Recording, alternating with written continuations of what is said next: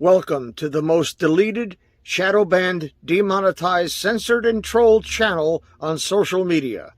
Recipient of the Patriot Warrior Purple Q Award.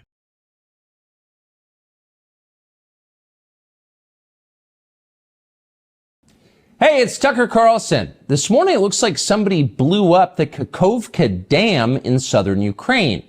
The rushing wall of water wiped out entire villages, destroyed a critical hydropower plant, and as of tonight puts the largest nuclear reactor in Europe in danger of melting down.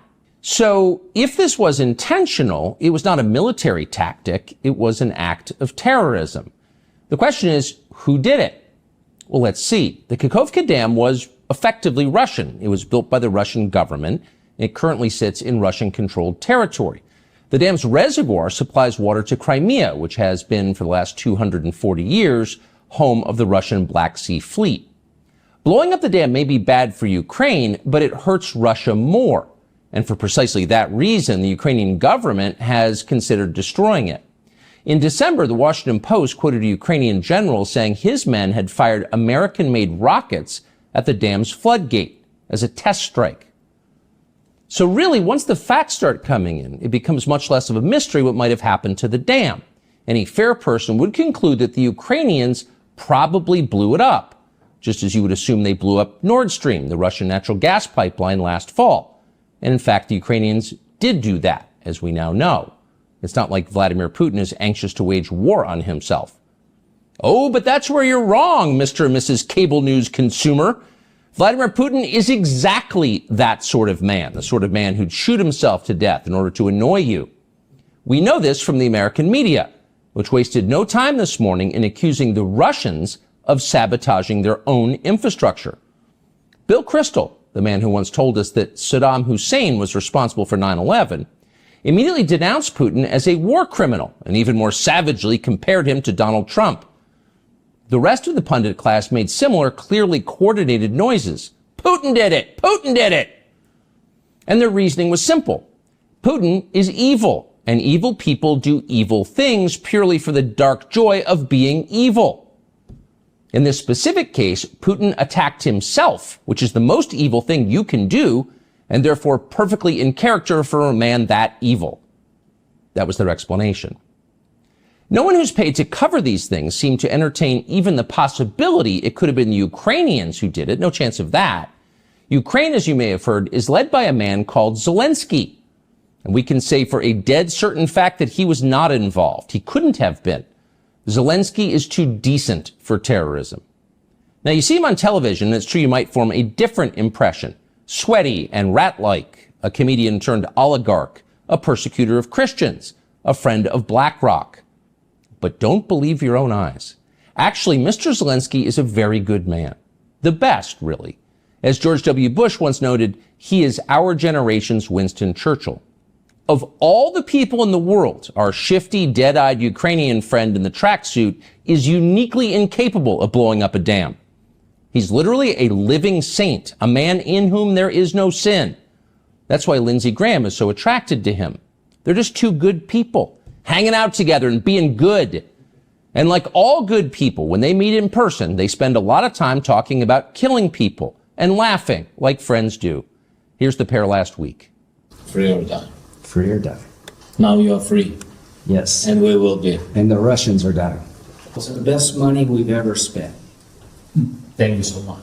No, it's... The Russians are dying. It's the best money we've ever spent, Graham says.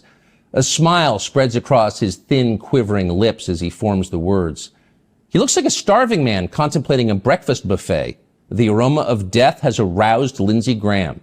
Thanks so much, replies Zelensky. He feels the same way. See, there's nothing dark here. Just two middle-aged guys celebrating the killing of a population. They don't seem like the kind of people who'd enjoy flooding villages or starting a famine. And in any case, who cares if they are? It's really not your business. Your job is to support Ukraine. Watch Nikki Haley, a Republican candidate for president, explain this principle on CNN. A win for Ukraine is a win for all of us. And for them to sit there and say that this is a territorial dispute, That's just not the case. To say that we should stay neutral, it is in the best interest of America. It's in the best interest of our national security for Ukraine to win. We have to see this through. We have to finish it. See? It's very easy to understand. It is vitally important for you to support Ukraine because it's necessary for Ukraine to be supported by you. Your support is mandatory until it's finished, whatever it is, and whatever that means. So shut up and support Ukraine or else you're in trouble. Back when they still taught logic, statements like this were known as tautologies. Something is true because it is. The more you repeat it, the truer it becomes. It's a self-reinforcing reality. There was a time when tautologies were considered illegitimate arguments, not to mention hilariously stupid. Only dumb people talk like that. Now everybody in power talks like that. Diversity is our strength. Trans women are women. Zelensky is Churchill. It's all self-evidently true. Doesn't need an explanation, and don't ask questions. Sound familiar? Of course it does. That's the pap they're serving us day after day in steaming, lumpy portions. By this point, it's possible that American citizens are the least informed people in the world. Your average yak herder in Tajikistan knows who blew up the Nord Stream pipeline. It's obvious. Does he think some skinny dude in a dress is actually a girl? Come on. That idea would never occur to him. You've got to be lied to at full volume over a period of years in order to reach conclusions like that. And of course, we have been. The media lie. They do. But mostly they just ignore the stories that matter. What's happened to the hundreds of billions of US dollars we've sent to Ukraine? No clue. Who organized those BLM riots 3 years ago? No one's gotten to the bottom of that. What exactly happened on 9/11? Well, it's still classified. How did Jeffrey Epstein make all that money? How did he die? How about JFK? And so endlessly on. Not only are the media not interested in any of this, they are actively hostile to anybody who is. In journalism, curiosity is the gravest crime. Yesterday, for example, a former Air Force officer who worked for years in military intelligence came forward as a whistleblower to reveal that the U.S. government has physical evidence of crashed non-human-made aircraft, as well as the bodies of the pilots who flew those aircraft. The Pentagon has spent decades studying these otherworldly remains in order to build more technologically advanced weapons systems. Okay, that's what the former intel officer revealed, and it was clear he was telling the truth. In other words, UFOs are actually real, and apparently so is extraterrestrial life. Now we know. In a normal country, this news would qualify as a bombshell, the story of the millennium. But in our country, it doesn't. The whistleblower's account ran on a technology website called The Debrief, which you've probably never heard of. The Washington Post had that story, but decided not to run it. The New York Times, meanwhile, just pretended it never happened. On the front page of the New York Times website this morning, there were 5 stories about Ukraine, as well as 4 stories apiece about Donald Trump, trans people, and climate change, the usual lineup. There was nothing at all about how an alien species is flying hypersonic aircraft over our cities. Not one word. So if you're wondering why our country seems so dysfunctional, this is a big part of the reason. Nobody knows what's happening. A small group of people control access to all relevant information, and the rest of us don't know. We're allowed to yap all we want about racism, but go ahead and talk about something that really matters and see what happens. If you keep it up, they'll make you be quiet. Trust us. That's how they maintain control. When Western tourists first started traveling in large numbers to the Soviet Union in the early 1970s, they found that many Russians had a completely warped understanding of the United States. They thought that Americans lived in grinding poverty, in a state of perpetual race war, and were desperate to flee to the freedom and prosperity of the Eastern Bloc. They thought this because that's what they had been told. They had no way to know otherwise. The few Russians who understood what was really going on in the rest of the world had learned about it from listening to shortwave radio broadcasts, sometimes under the covers so the neighbors wouldn't hear. 50 years later, it is bewildering to consider the ironies here. We're the ones who live in ignorance now. The U.S. government has managed to classify more than 1 billion so-called public documents.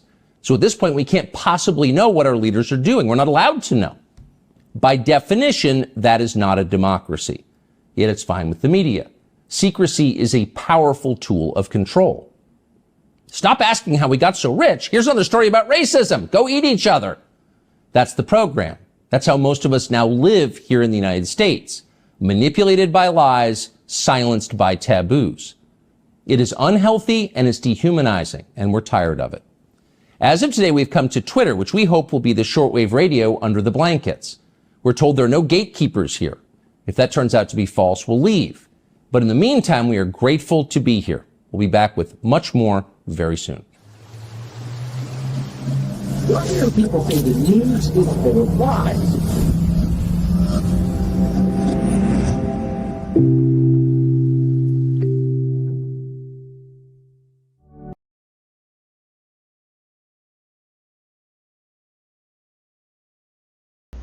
Ever since the Great Awakening, thousands of content creators like myself have been burning the midnight oil well into the wee hours of the morning, and millions of us who are awake are not getting enough sleep.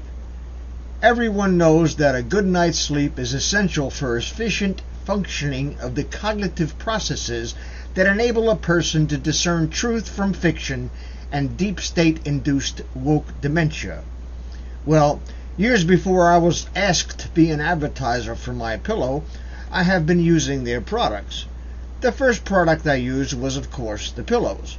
I was impressed with the comfort, and I was able to fall off to sleep almost immediately rather than having to fight a bag of foam and trying to get comfortable. The pillowcases and Giza sheets are absolutely the bee's knees, and I have sets for the 2 beds I have in my home. Another thing is their body pillow. I suffer from a lumbar spine injury that is exacerbated by my preference to sleep on my side. Having the body pillow to roll onto alleviates the pressure and mitigates the discomfort, allowing me to fall asleep quickly. Mike Lindell, a great American patriot, has an entire line of quality products that everyone should try. Once you sleep with the pillows and sheets, you'll throw the ones you have in the garbage or donate them to Goodwill. If you go to www.mypillow.com, there is a link in the description. As a viewer and subscriber to this channel, you can buy anything in the store for 66% off. That's 1/3 of the retail price. Just fill your shopping cart and use promo code N4T at the checkout. Take it from me, folks, I've been using Mike Lindell's products since 2015. There is nothing like them on the market, and I say this with 71 years of sleeping experience. Don't forget, use promo code N4T at checkout.